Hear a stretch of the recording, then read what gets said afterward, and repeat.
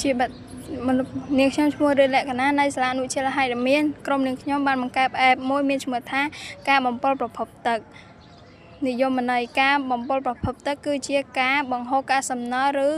សម្រាមចូលទៅក្នុងប្រភពទឹកដូចជាបឹងទន្លេប្រឡាយជាដើមលេខ2បញ្ហាប្រឈមការបំពុលប្រភពទឹកប៉ះពាល់ដល់មនុស្សសត្វនិងរុក្ខជាតិហើយអាចឆ្លងជំងឺមួយចំនួនដូចជាឈឺត្រចៀកភ្នែកឡើងពណ៌ផ្កាឈូកជំងឺរលាកសួតនិងជំងឺរលាកដង្ហើមជាដើមខ្ញុំឈ្មោះរឿនសុកនីដំណោះស្រាយ